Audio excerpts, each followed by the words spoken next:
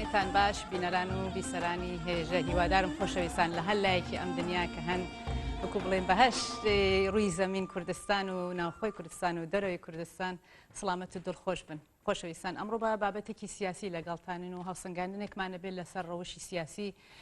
باشووری کوردستان و هەروەها ڕۆژهەڵاتی کوردستان، بەڵام لە دەستپێکا با بزانین چ شتێکی گرنگ لە مێژووە ڕوویداوە با پێکەوە چاوی لێ بکەین.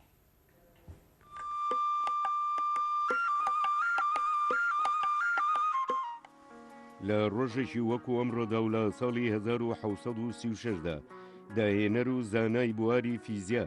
دانیال فەهرەنهایتی ئەڵمانی لادایک بووە کە ڕۆڵی زۆری بینیوە لە پێشخستنی زانستی فیزیادا و داهێنەری پێوانەی پلەی گەرمی فەهرەنهایتە لە ساڵی 1931دا دوای دەستگیرکردنی عومەر موختاری ڕابەری شۆڕشی گەلی لیبیا بە برینداری لەلایەن ئیتالیەکانەوە بە فەرمانی دادگای سەربازی ئیتالیا عومەر موختار لە سێدارە درا. لە ساڵی 1963دا کۆماری فیدرالی مالیزیا وەک وڵاتێکی سربەخۆ پێگەێنرا. لە ساڵی 1969دا هێزەکانی سوپای عێراق هێرشیان کردە سەر گوندی سوورەیە لەسەر سنووری نێوان ڕۆژهەڵات و باکووری کوردستاندا کە بەو هۆیەوە نزیکەی 60 وڵاتی دانیشتووی ئەو گوندەیان گولەباران کرد و دەیانی تریشیان دەستگیر کرد. لە ساڵی 1970دا بە ئامادەبوونی نوێنەری نزیکەی 190 وڵاتی جیهان لە میانی کۆنگرەیەکی جیهانیدا پرۆتۆکۆلی مۆنترالا مۆرکرا بە ئامانجی پارێزگاریکردن لە بەرگە هەوای گۆی زەوی کە بە ئۆزۆن ناسراوە و بەرگری لە تیشکە گەردونیەکان دەکات. لە ساڵی 1996دا ئەنجومەنی وڵاتانی ئەوروپا لە بەیاننامەیەکدا ئیدانەی سیاسەتەکانی حکوومەتی تورکیان کرد کە بە شێوەیەکی دوور لە بەهای مرۆڤایەتی و یاسانی نێودەوڵەتیەکان پێشێلی مافەکانی گەلی کورد دەکات و گوندەکانی کوردستان دەسووتێنێت.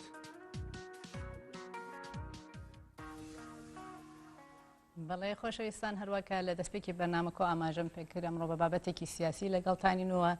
میوانێکی هێژە ئەمڕۆ لەگەڵمانە بەڕێز حەسەنی کەریمی بڵێ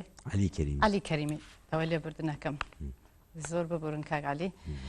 نووسەر و چالاکی سیاسی. بەیانیتان باش و بەخێر بێن. بەیانی خۆتان و بینەرانی بەڕێز باش، هیوادارم لە هەر جێگایەکن هەموو کوردستانیان بەیانێکی خۆشیان دەست پێ کرد بێت و داوای سەرکەوتن بۆ بینەرانی بەڕێزیەوە دەکەم. زۆر سپاس. بەڕێز عەلی، لە سەرەتاوە باشێمە هەڵسەنگاندنێکمان ببێت لەسەر ڕەوشی سیاسیەکە ئێستا لە باشووری کوردستان هەیە. ئێوە ڕۆژەکەتان پێ چۆنە لێسادا؟ وڵای بەعام ئەمە چەند ساڵێکە هەموو ئاگادارین کە ڕۆژهەڵاتی ناوەڕاست بەعام و خودی جیهان کەوتۆتە کۆمەڵە قەیرانی سیاسی گەورە گەورە بەڕاستی، یعنی زۆر جار پیا و بیر دەکاتەوە هەرچەند ئارزوو ناخۆزین بۆ ئەو سەردەمانە، بەڵام ئێستا بە دوای یەکدا ئەم وڵاتانە ئەم هەموو کوشتار ئەو هەموو خێنە ئەم هەموو نامرۆڤایەتیە پیا و زۆر جاران دەڵە بریا هەر لە سەردەمی دنیای دوو جەمسەری سۆڤیەت و غەرب و ئەوانەدا مابینەوە لە ئەقل باڵانسێک لە دنیادا هەبوو و یەک لا شەرمی لایەکی دەکرد، بەڵام بەداخەوە ئێستا دنیاکە قۆڕغ بۆ بەلای زلهێزەکاندا و زلهێزەکاندا متتەفقن لەسەر ئەوەی کە بەڕاستی بە تایبەت ناوچەکەی ئێمە ڕۆژهەڵاتی ناوەڕاست تووشی ئەم قەیرانە گەورە نامرۆڤایەتیە بکەن کە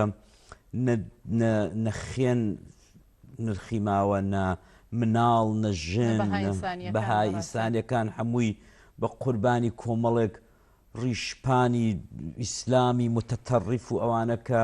بۆ خۆی جێگای بەحس و بەحسێکی دوور و درێژە کە بزانین ئەسەن ئەوە لە چۆ هەڵقوڵی بۆ دروست بوو. ئەسا حساسیەتە بۆ لە ڕۆژهەڵاتی ناوین هەیە ئەوە پیا دەتوانێت لەوە تێ بگا کە بۆچی حساسیت لە ڕۆژهەڵاتی ناوەڕاستە هەمچی هەیە لە دنیای ئەوڕۆدا لەسەر بەرژەوەندی و سەروەت و سامانە. ئەمەش بەداخەوە لە ناوچەیەک دەژین دەبوو بڵین خۆشبەختانە، بەڵام بەداخەوە لە ناوچەیەک دەژین کە پڕە لە کانزا و پڕە لە سەروەتی سروشتی و بۆیە ڕویان تێکردەوە بۆتە بەڵایەکی گەورە بۆ دانیشتوانی ئەوەی ئەو ناوچەیە و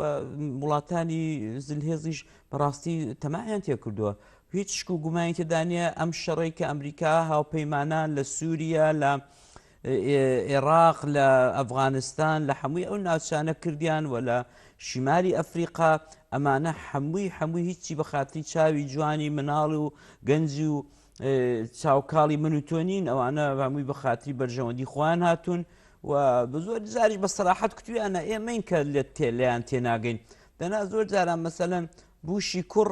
من لە بیرمە ئەو دەمی زۆر باسی ئەوەی دەکرێت ئەمە ئەو دیموکراسیەمان ناوێت کە لە غەرب و لە ئوروپا و لە ئەمریکا هەیە بۆ ڕۆژهەڵاتی ناوەڕاست، چونکە ئەوان ئەسەن ئەرزشی ئەو دیموکراسیان نیەوە، ئەوان ناتوانن تەحمل ئەو دیموکراسی بکەن کە ئێمەمانە کەوا بێت ئەوان خەونێکی خراپیان بۆ ئێمە دیوە. ئەوان دەبێت ئێمە لە جەهالەتدا بێڵنەوە. ئەگەر میلەت جاهیل نەبێ، ئەگەر دانیشتوانی سەرزەمینێک وڵاتێک ناوچەیەک ئەگەر وریا بێت ئیمکانی نییە ئەوان بتوانن سیاسەتە غەڵەت و سیاسەتە چەوسێنەرەکانی خۆیان بێن بەسەر خەڵکدا ئیرادە بکەن و ئەوانە. تۆ دەبینی بۆچی لە وڵاتانێکی وەکو مەسەلەن ئوروپایە، وڵاتانێکی وەکو لاتین ئەمریکا کە لە دوای ساڵانی هەفتا هەنگاوێکی زۆر چاچیان بەرەو پێشچوون، پەروەردە، بەرابەری ژن و پیا و عەدالەتی کۆمەلگا یەکسان ئەوانە برد، بۆچی ناتوانن خۆ لە پەنادەستیانن؟ بۆچی ناتوانن چیلی لە هەمووی زۆربەی ئەو وڵاتانە ئامادەتر بوو کە بتوانن خێن و خێنڕێژی تێدا بەوجود بێنن و یا بیان چەوسێنەوە. بەڵام دەبینین میلەتێکی وشیار بە ئیرادە هات وڵاتی خۆی دروست کردەوە، بنەماکانی موسساتی دام و دەستگا ئیداریەکانی دموکراسی وەگڕ خستەوە و هیچ کەس ناتوانێت پێ لە پشت چاوت برۆیە. من ئەو ڕۆژانە شتێکم خوێندەوە دەڵێ ڕۆژنامە نووسێک لە چێرچیل دەپرسێ کە ئەو دەم وەزیری مستعمراتی بریتانیا بوو، بریتانیا هەموو دنیای لە ژێر چۆکدا بوو، بەتایبەت لە حربی عالەمی یەکەمدا ئەمریکا ئەو دەم دەورێکی ئاوای نەبوو، زۆرتر فەڕەنسا و ئینگلیز بوو. دەڵێ ئەتو باشە تۆ پەڕیەوە ئەو بەری دنیاە چووی هیندوستان داگیر دەکەی، هیندوستان دەکەی بە مستعمەری خۆت، لە پەنا خۆت ئیرلەند هەیە بۆ ناچی ئیرلەند داوکەی داگیر بکەی. چێرچیل پێی دەڵێ بۆ داگیرکردن و ئیستعماری هەر وڵاتێک دوو شت لازمە کە لە ئیرلەندا نایبینم ئەو دووشتە. یەک ئەکسەریەتێکی جاهیل و ئەقەلیەتێکی خائین. ئەم قسەیە یەکجار گەورەیە، ئەم قسەیە دقیق دەکرد دەڵێت لە ئیرلەند نە ئەکسەریەتەکە جاهیلە، کۆمەڵانی خەڵک و شیارن لەسەر خەتن و ئەم ئەقەلیەتە خائینە وجودی نییە. تۆ سەیر کە من جارکارم بە ئێرانی و ئەفغانی و عەرەب و ئەمانە نییە کە لە ناوچەکەدا ئەمە لەگەڵیان جیرانی نیە لەگەڵیان دەژین، هەر با باسی خۆمان بکەین. کورد لەوەتی هەیە ئیوایە دەڵە 1000 ساڵە خەبات دەکەم، ئیوایە دەڵە 100 ساڵە خەبات دەکەم، حیزبمان هەیە دەڵە کاکە 75 ساڵە 70 ساڵە داوای خود مختاری دەکەم. ئەی کاکە قابلە تۆ بە 70 ساڵ هەنگاوێک نەچوویە پێشێ دەستی شەڵ ناگری، کوڕە زۆر ئەی بە ئەمە بێن ئیفتخار بکەین بەوەی کە کاکە 70 دانە ساڵە خەباوتی من و شەهیدەکانم و دێین لەسەرەوە مزایدە بەوە دەکەین کە ئێمە 70 ساڵە لە ئاستە خۆمان دەرجالێ دەدەین و هەنگاوێک کێشەی کوردمان بەرەو پێشەوە نەبردووە. ئەوەی کە ئەدە و سەردەمەشدا کێشەی کورد بۆتە باسی ئەوانە چەند فاکتەری سەرەکی هەن. یەک لە فاکتەرە هەرە سەرەکیەکان کە کورد بوو بە بەحث لەسەر نێو کۆبوونەوە و جالیەی نێونەتەوەی و ئەوانەدا، یەک بەڕاستی عاملێکی گەورە فاکتەرێکی زۆر گرنگ شخصی سەدام حوسێن بوو. یعنی سەدام حوسێن هات کارێکی کرد لە ڕووی عەزەمەت تەڵەبی خۆیەوە لە ئاخر و ئۆخری هەشتاکان لە بیدایەتی نەوەدەکان چوو کارێکی ئەحمەقانەی کرد، کارێکی زۆر شێتانەی کرد و چوو کۆیتی داگیر کرد لە دنیاە کە ئەم کۆی سەروەری هەیە، سەروەری نەتەوەیی، سەروەری ئەوەی هەیە، دەوڵەتی هەیە. ئەوە بوو بە شانسێک کە باسی کورد بکرێتەوەی داوا کوردەکان توانیان مەسەلەن لەو فرسەتەدا ڕاپەڕینە بکەن بێن مەسەلەن نوعێک حکوومەتێکی خۆجێی کە دەکرا بەڕاستی زۆر باشی بەکاربێنن. ئێمە لە قەدیمەوە هەمیشە دایم کە باسی کوردایەتی و شتیوا دەکرا دەمان کورد بەڕاستی ئەگەر بەشێک بستێک ناوچەیەک لە خاچی کوردستان ڕزگار بێت دەبێتە چرایەک بۆ هەموو بارچەکانی تری کوردستان بەس لە شوێنێک ئەمە ڕزگارمان بێت، جا یا عێراقە یا تورکیا یا ئێرانە یا سووریا. بەڵام بەڕاستی ئێمە بە چاوی خۆمان دیتمان لە 91ەوە کوردستان لە باشووری کوردستان نوعێک حکوومەت، نوعێک دەوڵەت، نوعێک سەروەری هەموو شتێکمان بەدەست هێنا زۆر بە ئاسانی بەڵام دەبینین نەتەنیا نەبوو بە چرایەکی ڕووناک بۆ پارچەکانی تری کوردستان بەڵکو ئەمن زۆر جار قەدەرێکە گەیشتومە ئەو قەناعەتەیوە هیچ بەلامەوە ئەوە نییە کە زۆر بە سەراحەت ببینەرانی بەڕێز بڵم بەڕاستی لە مێژووی کووردا تەجروبەی باشووری کوردستان لە 92ەکەوە یەک لە تەجروبە هەرە خراپەکانی ئیدارەکردن دەوڵەتداری حکوومەت سەرکردایەتی دموکراسی مافی ژن یەکێک لە تەجروبە هەرە خراپەکانە من بە دڵنیایی دەڵێم ساڵانی شێستەکان و هەفتاکان کە حکوومەتی شای ئێرانمان لە ڕۆژهەڵاتە بوو حکوومەتی بەعسیەکانمان لە باشوور هەبوو ژن ئاسوودەتر دەژیا ژن مافی زۆرتر پارازراوە بوو لە کۆمەلگایەکی وەکو ئێران و عێراقی زمانی شای ئێران یا زمانی بەعسیەکانی عێراقە تۆ بزانە لەژێر سایەی کووردا ڕۆژنامە نووست دەکوژرێت ڕۆژنامە نووست نابوو ون دەبێت شرتوگوم دەکرێت ئێستاش من ئەو ڕۆژانە شتێکم بیستۆ دەڵێن لە دوای شەڕی برا کوژی بینی یەکێتی و پارتی لە زیندانی ئاکرێ ئێستاش پێشمەرگە هەیە سجنە ئێستاش پێشمەرگە هەیە لە سیاساڵەکاندا شاردراوەتەوە ئەمە کارەساتە بۆ کوردێک کە بە درێژایی خۆمان دەڵێن بە درێژایی 100 ساڵ ئێمەی داوای دموکراسی دەکەین ئێمەی داوای عەدالەتی کۆمەلگایی دەکەین ئێمەی داوای چی دەکەین مؤسسە کە چی دەبینین کە کەوتینە دەسەڵات خۆمان بەعس ئاسا میلەتی خۆمان دەسەوسێنینەوە خۆمان شا ئاسا باروبوومی میلەتمان بەبا دەکەین تو سیر کە بزانە لە ساڵی 2023 تۆ لە 92یەکیشەوە لێی گەڕەکە چیها پارە لە سنوورەکانی برایم خەلیل و پەروێزخان و باشماغە و پارە هاتوو بۆ کوردستان ئەوە هەمووی بە قوربانی چاوی کاڵی خۆیان نەبێ بەڵام ئەتۆ سیر کە بزان لە 2023 هەمووی ڕقەمە لە 2023 کە ئاغای بریبێر هاتووە بۆتە حاکمی عسکەری عێراقێ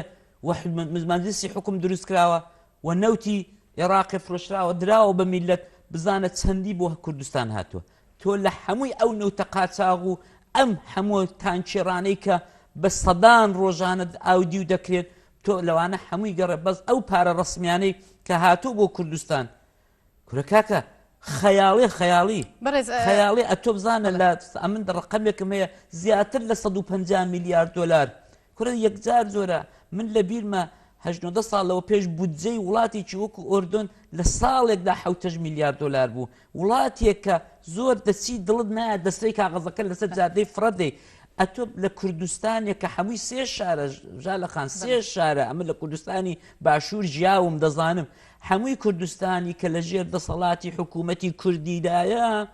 هەمووی 3 شارە و هەمووی نابێتە 4 میلیۆن بەو پارە زۆرەیە وەرم بابچین سەیری بکەین سەیری جادە و ڕێگابانیان کەین ئێستا بەو گەرمایی هاوینە ئەم هاوینی ڕابردووە خەڵک لە بێ کارەبایی ڕەزارەتی چێشاوە خەڵک لە بێ ئاوی ڕەزارەتی چێشاوە خەڵک لە بێ موچەیی کورەکاکە ئەمانە ڕەحمیان نەماوە دەسەڵاتی کوردی بۆمان دەرکەوت بۆ یەکەمین جارە لە مێژووی کووردا ئەو 11 مانگەی زمانی قازی محەممەدی با لە بیرکەین هەندە شتێکی سەینە تایبەتە دەبێ قسەی بۆ بکەین بەڵام بە درێژایی مێژووی کورد لە میرەکانەوە لە میری لە بزێڕی لە میری بدلیز لە میری بابان لە میری ئۆردەڵان لە میری سۆران لە هەمووی بایزید جزیر بۆتان ئەوانە دنیای کۆن بەڵام لە دنیای مۆدێرندا تەجروبە و دەسەڵاتی کوردی بەڕاستی دەبێ بەراورد بکرێت لەگەڵ تەجروبە و دەسەڵاتی هەرە دیکتاتۆرە پیسەکانی ناوچەی ڕۆژهەڵاتی ناوەڕاست ئەوە قسەیەک نییە کە ئەمن لە خۆران ڕقم لە کەس ببیڵم دەبێ بیسەلمێنم کە بۆچی دەسەڵاتی کوردی لە بمقارنەکردن لەگەڵ دەسەڵاتی عەجەم لەگەڵ دەسەڵاتی فارس لەگەڵ دەسەڵاتی عەرەب تورک و فەرقێکی ئەو توێنێت زندانی سیاسی دەڵێ هەیە شرتوگومکردن دەڵێ هەیە لوودبڕینی ژنان دەڵێ هەیە کورەکاکە شای ئێرانە من لە بیرە خۆ من دوایە من خومینیم نەدیەوە هەرگیز لە زمانی خومینیدا ئێرانم دیوە نەمدیوە قەتم نەدیوە بەڵام شای ئێرانم لە بیرە کاکە ئێران شای ئێرانی خانەوادەیەک بوون خوشکەکەی دەیدزی کەسابەتی دەکرد بە کەیفە خۆی دەی خوارد بەڵام بەشی میلەتیان نەدەدا بەشی میلەتیان دەدا کاکە ئەمر لە بیرمە لە ساڵانی 72 73 74 ئەوانە کاکە شای ئێرانە دەهاتە سەر تەلەڤیزیۆنی دەیکوت دەبێ هەموو ئێرانێک هەموو هاوڵاتێکی من سارەیەکی هەبێت پەیکانێکی هەبێت کاکە خەڵک وردە وردە بوژابەوە ئێمە لە دوای بریمەریدا میلەت پارەی بۆ هات نەوت فرۆشرا خەڵک بوژاوە کوردی باشوور شەقی لە دەفتەرە دۆلار هەڵدەدا ئەسەن لە باشوور دەفتەرە دۆلار سوک بوو سوک دۆلارمان سوک کرد میلیاردمان سوک کرد کەچی ئێستا میلەت لە باشوور برسیە مەدرسە مەکتەب قوتابخانە کارەبای تەواوی نییە نەوتی کاکە لەسەر نەوت دەژین نەوت بۆ مەکتەبی ببورە زۆر داوای لێ بردن لێکم ئەمە ئێش و ژانێکە کە بەڕاستی ئمە بە ڕۆژان باسیەکەین باسان لە فاکتورێکی سەرەکی کرد هەژاری فەرهەنگی ئەو هەژاری فەرهەنگی لەکوێوە دێت چون پێم وا بە یەکێ لە بنەماترین وەسەرەکیترین هۆکارەکانی ئەو شرایەتێکە وایسە ئەو ڕەوشەکە لە باشووری کوردستان یاک و بەشەکانی تری کوردستان هەیە گەڕێتەوە بۆ ئەو خاڵە گرنگ زانی لە خانخۆ لە نێو میلەتاندا لە نێو مرۆڤایەتیدا جاهلیەت دواکەوتوی شاخوباڵی نییە تۆ سەیری ئەوە بکە لە هەموو دنیادا لە وڵاتێکی وەکو ئەم بروکسێلە ئوروپایە لە سوید لە بریتانیا لە هۆڵەندا لە 3 ساڵی 4 ساڵی لە باخچەی مناڵانەوە تەرکیز دەکەن بودجەیەکی کەلام بودجەیەکی یەکجار گەورە دادەنێن بۆ پەروەردەی مناڵ ئەوەی کە بەڕێی من لە هەموو شتی دنیاە گرنگترە پەروەردەیە کە من پەروەردە کرام لە منداڵیەوە دایکم باوکم برا گەورەکەم خوشکە گەورەکەم مامۆستاکەم لە باخچەی مناڵانەوە بەمنی کوت ئەلی تۆ تەجاوزی ئازادی ژالەخانی نابێ بکەی تۆ سنووری ئازادیەکانی تۆ تا ئەو جێگایە کە ئازادیەکانی ژالەخانی دەست پێ دەکات تۆ ئەوەندەت بۆ هەیە ئەمە دەبێتە پەروەردەیە کە ئەمن دەبێت ڕسپێکتم هەبێت من دەبێت حرمەتی دەنگی مخالیف بگرم ئەمن دەبێت حرمەتی ئازادیەکانی بەرامبەرم بگرم ئازادی هەر ئەوە نییە کە ئەمن چونکە بڕوان بە ئازادی هەرچی پێم خۆش بە بیکەم نا ئەسڵەن ئەوە نیێت ئەمن دەبێت ئازادیەکانم ئاوا تەنزیم کەم کە ئازادی خەڵکی دیکە زیرانەکەم هاوپۆلەکەم هاوپیشەکەم ئەمن ژێرگێ نەخەم دروست ئێمە بە عەکسەوە دەکەین تۆ سەیریکە لەباری ئاکادیمیەوە هەر 10 ساڵجارە دەڵێن جیلێک پێدەگا لە 91 حکوومەتی کوردی برادران لە شاخەوە هاتن بە قەولی خۆیان بە ئادیداسەوە حکمی شاریان گرت حکمی شاریان گرت ینی هەرچی ڕۆژێک لە ڕۆژان عوقدەیان هەبوو هەرچی ڕۆژێک لە ڕۆژان ئارەزویان هەبوو هێنایانە ژێر چۆکی خۆیان خەڵکی پرۆفیشناڵ و خەڵکی تێکنۆقرات و خەڵکێکە لە بۆ ئیشەکە شارەزا بوو وەکو شارەوانی وەکو تەندروستی وەکو مەکتەب ئەوانە هەمووی ئەوانە فتکران پێشمەرگەی شاغدانرا بە جێگای ئەوانە نمونەی حکوومەتێکمان دروست کرد قەرەقوش حکوومەتێکمان دروست کرد کە هەر کەس بۆ خۆی بوو بە جەنگاڵ لە 92 و 92 و 93 و 94 ئەمت بارها چوو بۆ کوردستان دڵم بەو میلەتە دەسووتا کە با بە ئێستا باشترین فرسەتە یعنی 10 ساڵی دیکە ئەو منداڵی کە ئەو ڕۆچۆتە مەکتەب 7 ساڵی تەمەنە 10 ساڵ دەبێتە 17 ساڵ و 18 ساڵ دەبێتە تەمەنی قانونی وەرن ئێمە لە 7 ساڵەجێەوە ئەو منداڵە پەروەردە بکەین دموکراسی ینی چی حقوقی ژن ینی چی هاتین بەڕاستی پێت دەڵم ژالەخان ئەوە بە هەمووی ئەو کەسانی کە پسپۆرن لە باشووری کوردستان لە کاری پەروەردەدا کاریان کردو بابێن وڵامی من بدەنەوە ئێو جیلەی کە ئەم ڕۆکانە لە باشووری کوردستان کە لە 91 10 ساڵ بوو ئەمڕۆ 35 ساڵە ژنی هەیە مناڵی هەیە کەسابەتی هەیە پیاوە 35 ساڵ ئەو مناڵەی کە 15 ساڵ بوو ئێستا کوونە 40 ساڵە 45 ساڵە ئەو منداڵەی کە لە دایک نەبوو بوو ئەمڕۆکانە تەمەنی 25 ساڵە تەمەن ینی جامیعەی تەواو کردووە ئامادەی کارە ئامادەی ژنهێنانە ئەمن پێت دەڵێم ئەو جیلە زۆر زۆر سەقەتترە لە جیلی ئێمەی سەردەمی بەعس و شای ئێران ینی هیچ نەبێت ئیمکاناتێک بەنسبەت ئیمکاناتەکە نەبوو هیچ و ئێمە وەکو میلەت حیساب نەدەکرد لە ژێر سەیتەرەی عەجەماندا بووین لە ژێر سەیتەرەی عەرەبدا بووین سزنەس باش ئەم حاڵەتەکانی بەعس مەشهورە داوای لێبردنەکەم ئەم حاڵەتە ئەمدیە ئەم لاوازبوونی پەروەردە ئەم گرنگی نەدان بە پەروەردە ئەسڵ ئێوە باسی پۆسپۆرەکەن ئێمە هەمانە لە کوردستان لەو بوارە ئەمە زۆر هەمووی پرسیارە بەڕاستی نا وەختێک ئێمە وەکو دایک و بابی چەک دایک و بابی چاک منداڵەکەی بە باشترین شێوە پەروەردە دەکا بە باشترین شێوە خۆراکی و تەغزیەی دەکا بە باشترین شێوە دەینێرێتە باشترین مەکتەب دڵسۆزە بۆ منداڵەکەی کاکە کورت و کرمانجی ئێمە جارێ لە باکوور گەڕین ڕۆژاوا ئەو بەسێکی دیکەی ڕۆژهەڵاتیش ئەوە لە ژێر خەفەقان و تاریکی مەلا و ئاخونداندا ئەوە دەتلێتەوە هیچ نەفەسێک نییە هیچ ئازادیەک نێت هیچ دەسەڵاتێکی کوردیش نیت تاقت جێگایە کە ئەمڕۆکانە بۆتە بەحسی هەموو کۆڕ و کۆبوونەوە و ئەولا و بەرنامەکانی سەدان بێژەر و ڕۆژنامەنووسی وەکو جەنابتان باشووری کوردستان کاکە باشووری کوردستان حەقی خۆشێتی کە ڕۆژەوی هەموو کۆڕ و کۆبوونەوەیەک بێت بۆ چونکە بۆ یەکەم جار دەسەڵاتی کوردی خۆی نواند نقطە ئومیدێ بۆ بەشەکانی بەداخەوە زۆر خراپی خۆ نواند بەداخەوە فەشەلی هێنا بەداخەوە تەواو بوو شکستی خوارد 25 ساڵ ڕوبع قەرنێکە لە ڕوبع قەرنێکدا ئێمە سێ جیلمان پەروەردە کردووە هەر سێک جیل سەقەت باشە هەواڵ عەلی ببوورە لێرا پرسیارێکەیە ئەو پێشمەرگە شۆڕژگەرە کە تا دوێنێ لە شاخ بوو خوێنی ینی گیانی خۆی بەختە کرد ئێستا کە هاتووەتە ناوشار بووە بە دیکتاتۆر بەڕای ئێوە نەبوونی فەلسەفێک ئایدۆلۆژیایەکی تایبەت ئەتوانێت هۆکار بێ بۆ ئەو حاڵەتێک کەوایمە ئەیبینین بە ڕۆژان بەزانی چۆنە ئایدۆلۆژیا دەتوانێت لە بەرژەوەندی باڵای نەتەوەیەوە دەست پێ بکە حتا ئایدۆلۆژیەکی متەتەڕفی سەلەفی ئایدۆلۆژیا دەتوانێت مارکسیزمێکی زۆر ئۆرتۆدۆکسی نازانم چی بێت ئایدۆلۆژیا تاریفەکەی زۆر هەڵدەگرێت ینی ڕەنگە دە تااقەتی ئەو پرۆگرامی من و تۆدا نەبێت کە بەڵام مهم ئەو ئایدۆلۆژیە بە تاریفە کلاسیکەکەی نییە مهم ئەوەیە کە ئەتۆ بۆ ئیدەت هەبێت ڕۆیات هەبێت دەبێت ڕۆیات هەبێت هەموو کەسێک هەموو وڵاتێک هەموو نەتەوەیەک دەبێت ڕۆیای هەبێت وەختێک حربی عالەمی دووەم تەواو بوو تەواوی ئاسیای دوور کەوتە ژێر بۆمبارانی ئەتۆمی و کەوتە ژێر پێڵاوی چکمە ڕقەکانی سەربازانی ئەمریکایی و وڵاتیان هەموو خاپور کرد وەختێک ئاڵمان بوو بە کەلاوە دوای حربی عالەمی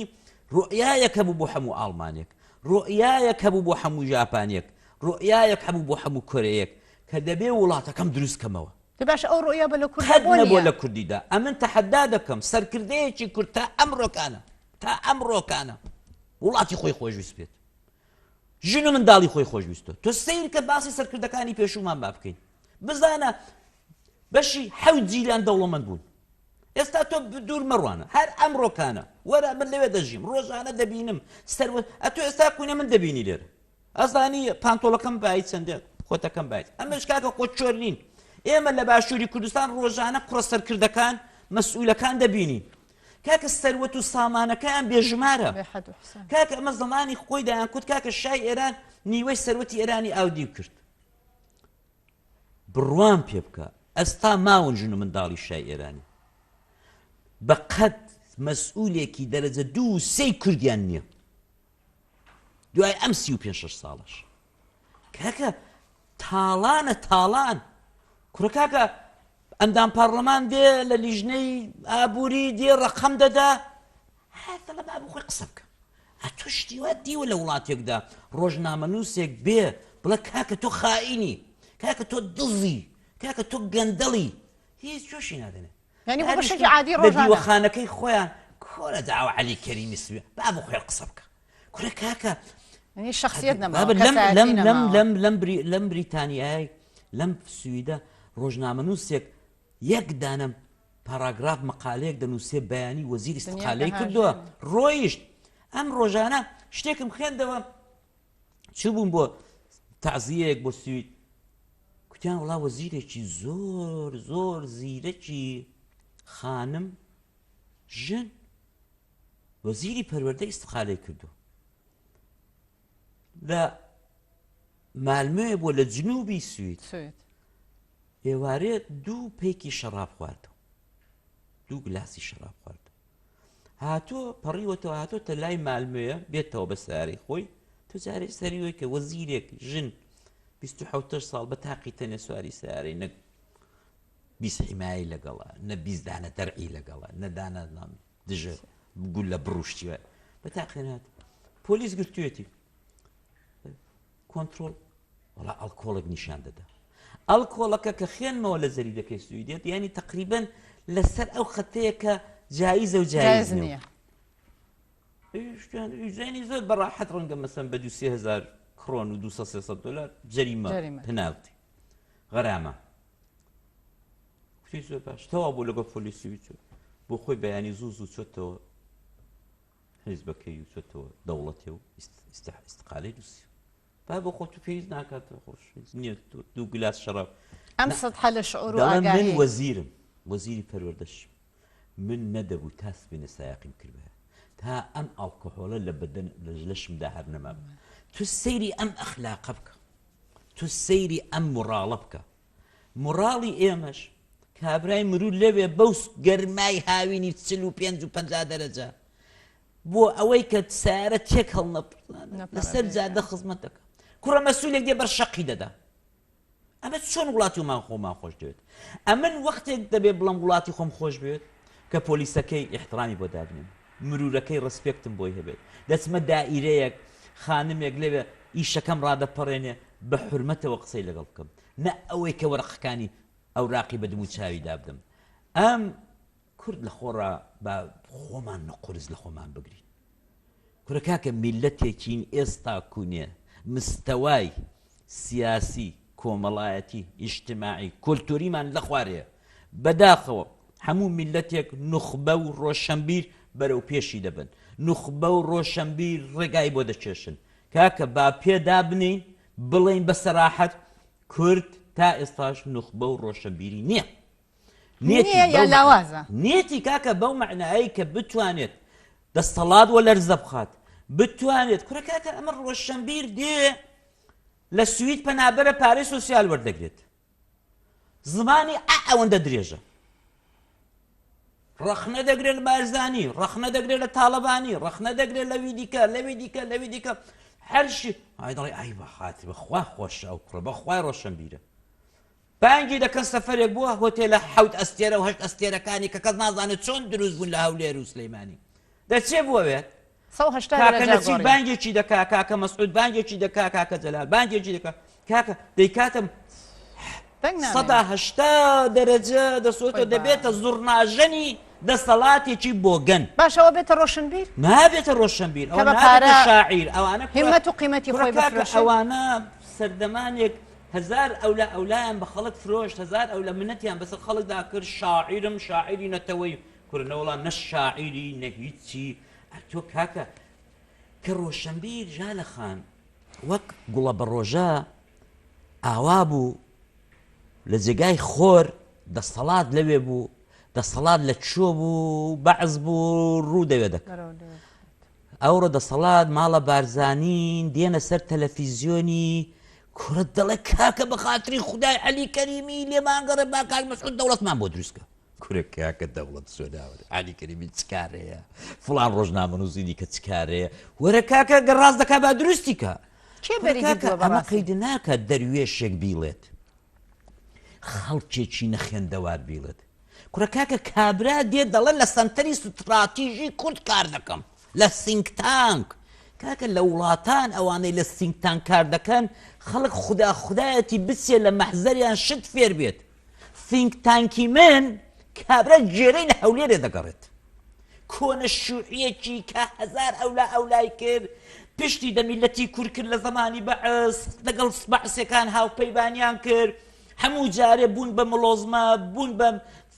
ئەوە لەسەر میلەتی کورد شۆڕەشەکانیان هێنا ژێر پرسیار ئەمڕۆکانە لە هەمومان کورتترە کورە کاکە ئەتۆ ئەمڕۆکانە بۆ پارە و پول بۆ ئیمتیاز بۆ پۆست و مەقام بە بەژن و باڵای بارزانیدا هەڵدەڵێ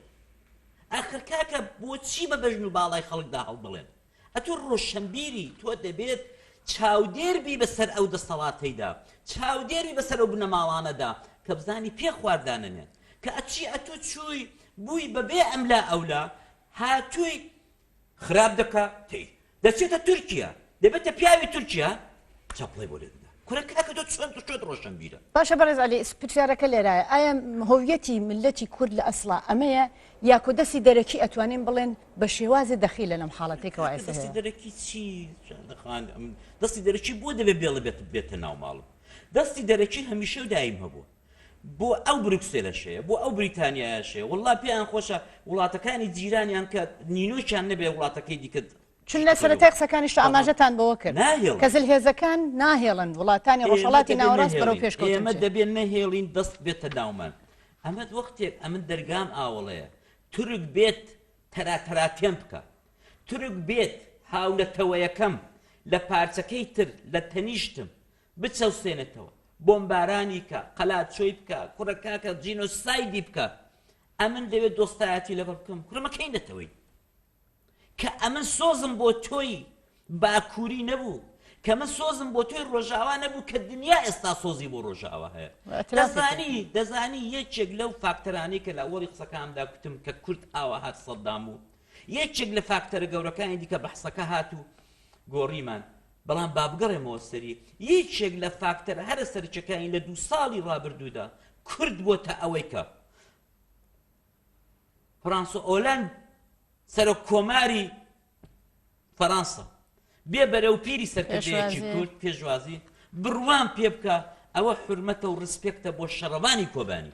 تو ئەگە ئیجازە بێ بەڕێز عەلی زۆر داوای لێبوردنەکەم ئیدامەی هەم بابەتدانین بۆ کە بڕگێک ئامادەیە چاو لە بڕگەکەکەین و گەڕینە لای بەڕاستن چون پرسیارێکی تایبەتیە بەڕاستی خۆشەویستان بڕگێک ئامادەیە با پێک و چای لێ بکەین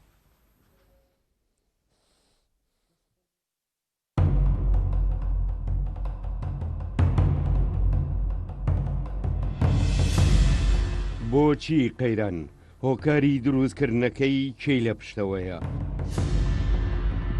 بۆچی دۆخی هەرێم بەم قۆناغا مەترسیدار و ئاڵۆزە گەیشت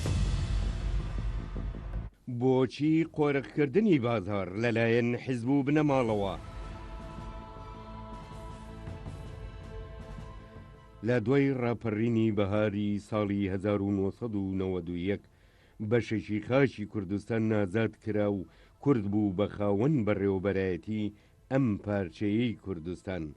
بەڵام بەداخەوە لە بریەوەی گەلی کوردستان خەڵات بکرێت بە سیستەمێکی حکومڕانی باش و دادگەر کە شایستەی قوربانیدانە گەورەکەی بێت مەخابن ئەم گەلەیان ڕەشبین کرد دەرەنجامی ئەو حکومڕانیە خراپە بێسەر و بەر و نادادیەی کە لەسەر دەستی حیزبە حکومڕانەکان چەشتی لە دێردەترین سیمە خراپەکانی ئەم حکومڕانیە قۆرەقکردنی بازارە لەلایەن حیزب و بنەماڵەوە هەوڵ نەدان بۆ بوژانەوەی سێکتەرە جیاجیەکانی ژێرخانی کوردستان وەک کەرتی پیشەسازی و کوشت و کاڵ کە هیچ پاڵپشتیەک لەلایەن حکوومەتی هەرێمەوە بۆ ئەم دوو سێکتەرە گرنگە نەکراوە بە تایبەتی کوردستان وڵاتێکی کوشت و کاڵیە بەڵام بە تەواوەتی فەرامۆش کراوە ئەگەر بگەڕینەوە بۆ یاسای بودجەی هەرێمی کوردستان ئەبینین کە بەشێکی زۆر کەم بۆ کوشت و کاڵدانراوە دامەزراندن و موچە بڕینەوە بۆ خەڵکانێک بە شێوەیەکی هەڕەمەکی لەسەر بنەمای حیزبێنا بۆ زیادکردنی دەنگی حیزب دوور لە بنەمای زانستی بۆیە ڕۆژ لە دوای ڕۆژ حکومڕانی لە کوردستان قەیرانی بە قەیران ئەسپارد و کێشەکانی لەسەر یەک کەڵەکە کرد هیچ هەوڵێکی نەدا بۆ چارەسەرکردنی قەیران و کێشەکان تا لە چوارچێوەی ئەم مۆدێلە حکومڕانیەدا بەرژەوەندیەکانی حیزب و بنەماڵە خراونەتە پێش بەرژەوەندیەکانی گەلەوە لە پێناو ئەو بەرژەوەندیە تەسکانەدا هەڵە و تاوانی گەورە ئەنجام دراوە وەکو پراکتیزەکردنی حکومێکی حیزبی تاکڕە و دیکتاتۆری و بنەماڵەیی ئەنجامدانی خیانەتی گەورەی نیشتیمانی کە لەشکرکێشی دوژمنان پەلککێش کراونەتە سەرخاشی کوردستان بۆ پاراستنی بەرژەوەندیەکانی حیزب و بنەماڵە ڕۆژێک سوپای بەعسی ئەنفالچی و ڕۆژێ سوپای کورچی کوردکوژ ڕۆژێکی تر دوژمنێکی تر و یەکێکی تر تەرۆرکردنی چەندین دەنگی یازە و بوێر چەندین کەسایەتی و گەنجی خێر لە خۆ نەدیوی ئەم نیشتیمانە چەندین هەڵە و تاوانی تریش کە دوا تاوان کودەتاکردن بوو بەسەر پارلەمان و ڕێگریکردن لە سەرۆکی پارلەمان کە بگەڕێتەوە بۆ پایتەختی هەرێم و ڕێگریکردن لە چەندین وەزیر بە چەکدارانی حیزب و بە بڕیاری مەکتەبی سیاسی پارتی کە هەموو ئەمانە تاوانی گەورن بۆیە ئەم هەموو قەیرانە زادەی حکومڕانیە خراپ و شڵەژاوەکەی ئەم چەند ساڵەی ڕابردووە دۆخەکە ڕوو لە تەقینەوەیە. ئەم دۆخە شکستی سیستەمی حکومڕانیە لە باشووری کوردستان ئەگەر گوێ لە خەڵکی کوردستان بگرین و لە کەف و کوڵی دڵیان بپرسینەوە بۆمان دەرەکەوێ کە ئەم خەڵکە بەشخوراوە چەند بێزار و تووڕەن لەم جۆرە بەڕێوەبەرایەتیە شکست خواردووە. لێرەدا پرسیارەوەیە بۆ پارتەکانی تری باشووری کوردستان چەند ساڵە بێدەنگ بوون لەم ناعەدالەتیە. ئایا کێشەکە ئەوەیە کە بە هیوایی داهاتووی کورد نین یان ئەوەیە بۆ شارنەوەی کێشەی بەشەکانی تری کوردستان بێدەنگکردنیان دەوڵەتانی داگیرکرد قەوارەیەکیان بۆ کورد لەو بەشەی کوردستان بەو شێوە ئاڵۆزیە دروست کردووە.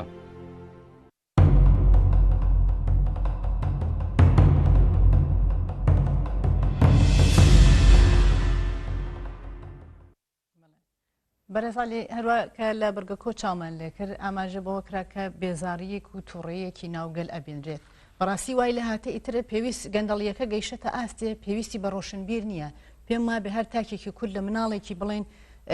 6 ساڵەوە تاکو ئینسانێکی بەتەمەن و بە ساڵاچوو تێگەیشتووە لە وەزعێتەکە بەڵام ئەم سکوتە ئەچێت بۆچی بەڕاستی جێ پرسیارە. بەحسەکە من باشوورە باسی پارچەکانی تر نییە باسی باشووریش ئێمە لە 2034ەوە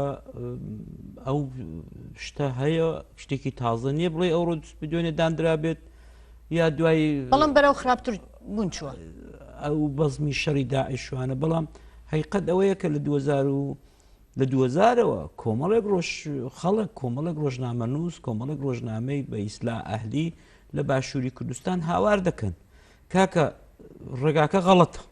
کاکە ڕێگاکە بە هەڵەدا دەڕوە، کاکە ئەم سەرکردانە دڵسۆز نین، کاکە ئەم سەرکردانە دایک و بابی چاگنین، کاکە ئەم سەرۆکە پەیامبەرێکی بەڕەسەن و پەیامبەرێکی بەوەچ و پەیامبەرێکی بە حەق نییە بۆ میلەتی کورد. داگیری کردو کورسێکی داگیر کردو کاکە بە خاتری خوای وریابن نەوتەکەمان تاڵان دەکرێتەوە.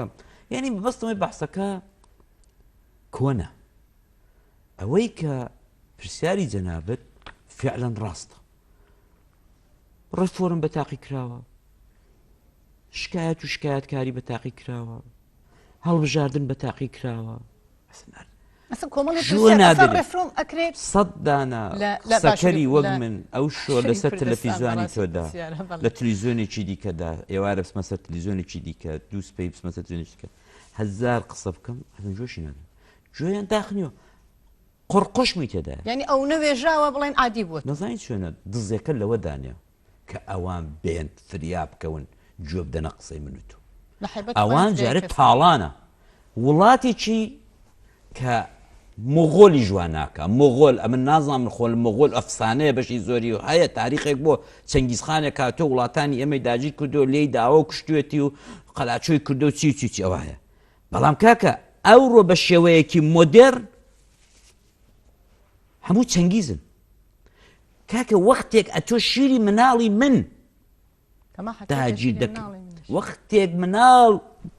بێمەعاشە، وەختێک پێداویستی تایبەت 6,000 لەو پارە تیچ و پوچەی دەدەی ئەویشی لێ دەبڕی ئیتر کاکە ئەمە تاڵانە خۆقی ناکە میلەتێنێتی بە نان و پەنیر بە برسێتی لەسەر بە شەرتێک وەک من کوڕە مەسوولەکە سەرۆکەکە وەک من بژی ئەویش لە بێکارە بایدیدا بژی ئەویش بە نان و پەنیری بڕوە وەک من هیچ کەس ئێعتراز ناکە. کێشەی گەورە لە باشووری کوردستان نائەدالەتیە، نائەدالەتیەکە زەمین و ئاسمانە. بۆیە ئەمە پێیان دەڵم لێرە جارێکی دیکە کە دەیان جارم پێ بتوو لە دۆسیەکەی ئێوەشدا هەبوو ئەیتر دەڵێ زوڵم لە ئەستوریدا دەبسێت ئەمن پێم وابێت کار لە کاری ئیسلاح و ڕێفۆرم و ئەمەدا وردە خەریکە دەردەچێت کۆمەڵانی خەڵک گەیشتۆتە ئێسقانیان ئەم دەسەڵاتەی کە ئەمڕۆ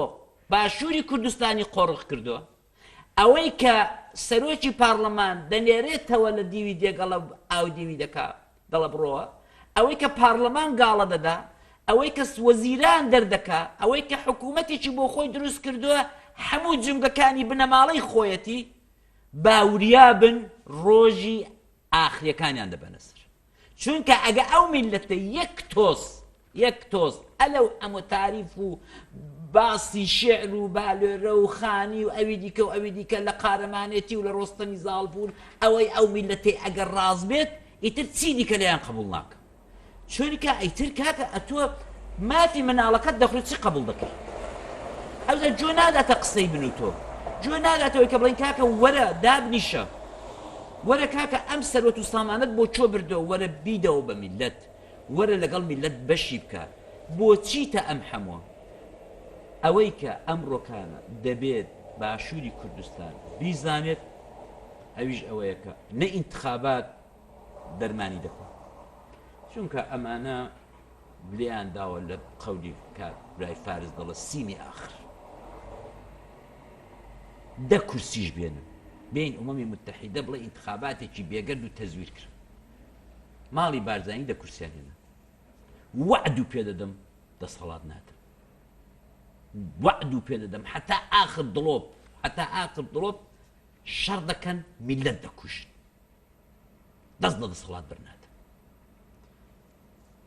جۆ نادەنێ ڕەفۆرم ئەوە چەند جار بۆ خۆیان دەنێ بنەماڵی خۆیاندا چاکسازی ئەری قەدە چاکسازی کووە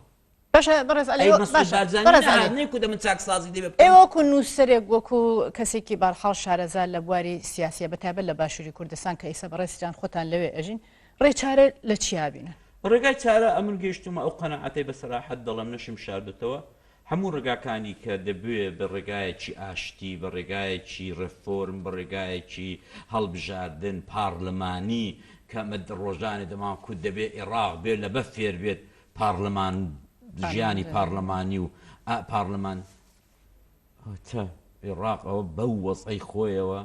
بەو شەڕ و شەقی خۆیەوە پارلەمان وەزیر دەردەکا وەزیر جواب لێپرسینەوە لە وەزیر دەکا هەیە هەر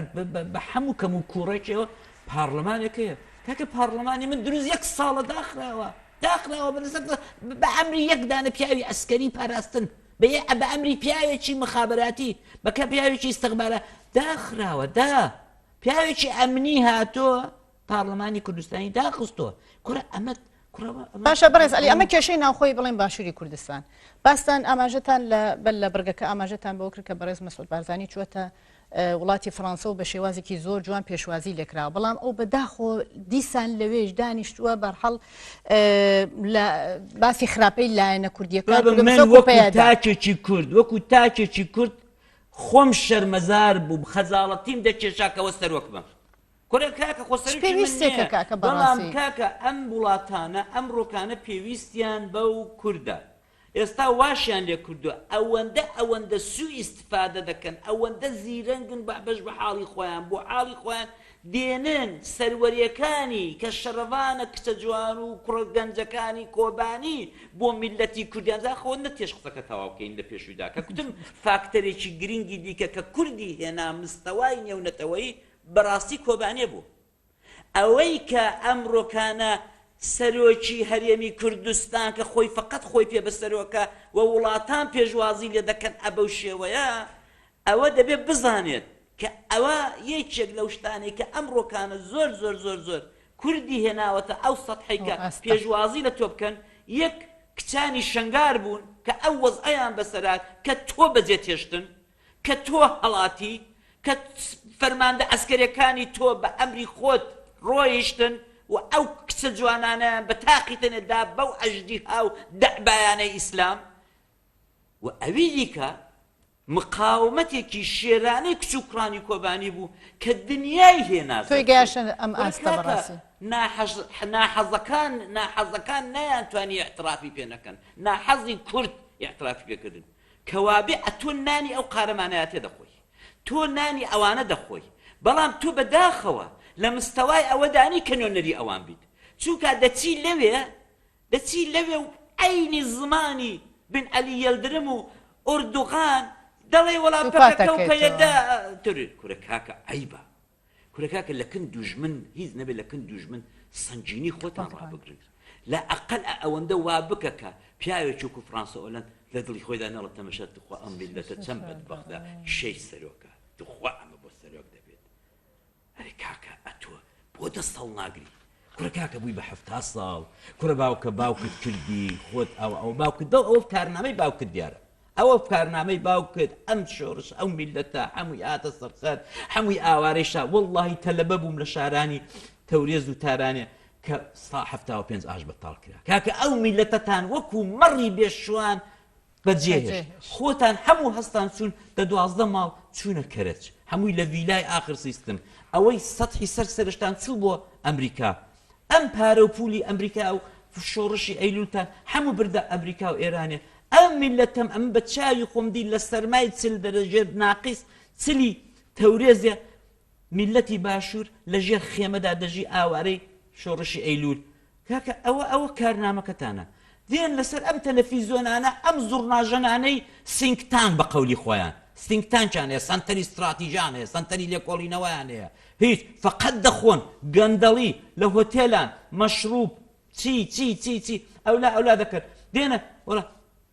ببەژن و باڵای سەرۆک هەڵدەڵێن یا ببەژن و باڵای فقط بنە ماڵی بارزانی هەڵدەڵێن جا خۆشەکەشی ئەوەیە ئەوەی کە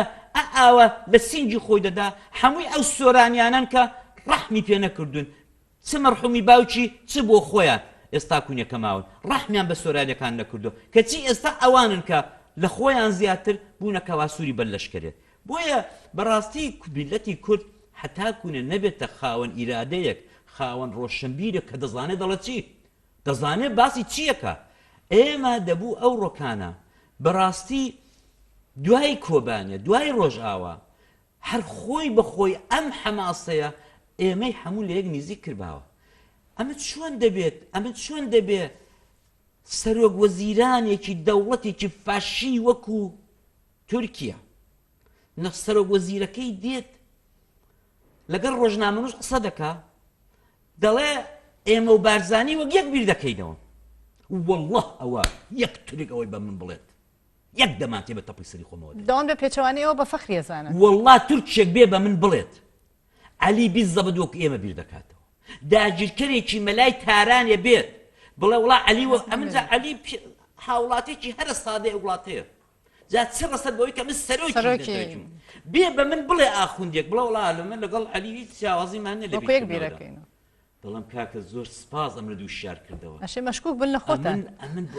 ئەمن دەبێت خۆم بکوژم ئەتو کاکە لە ئەنقەرەیە ڕۆژنامەنووس دەوری بن ئیلدریمیان داوە زۆر بەڕەسەراحەت زۆر بە ئاسانی دەڵێ ئێمە یەک جارێ لەسەر پەکەکە و پێدەی وەک یەک بیر دەکەینەوە یعنی کاک مەسعودیش پێی ترۆریستن دوو ئێمە بەرژەوەندێکی یەکجار زۆرمانەیە کاک مەسعودی پێویستی بە پارەیە ئەین قسەی کرد وەرن دەکاکە لە یوتیوب باشکرا لەگەڵ ڕۆژنامەنووسان ئێمە یارمەتی دەکەین نەوتەکەی بۆ دەفرۆشی تو سەیری کە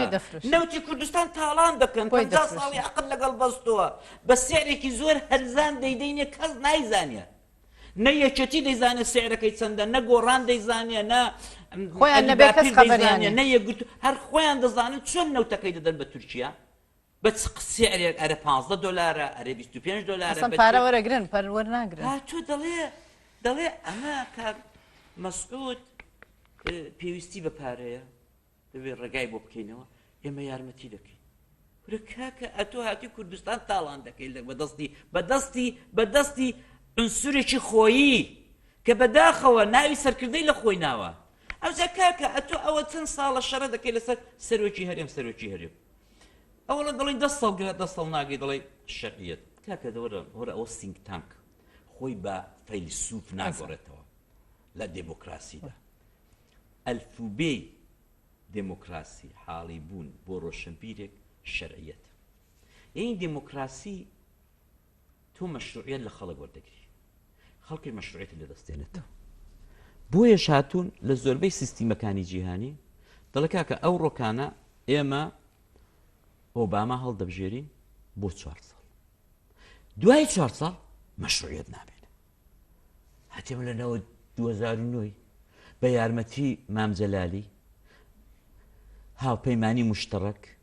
دەنگەکانی ناوچەی سلێمانی بۆ کۆکراوە کە من ناوچەی سلێمانی تێیدا ژیاوم هەرگیز و هەرگیز لە بەیان بە ماڵی بارزانانی نەکوتووە هەر لە کۆنەوە هەر مەشهورە جارێک کەرکووک و گەرمیان هەمیشە و دایم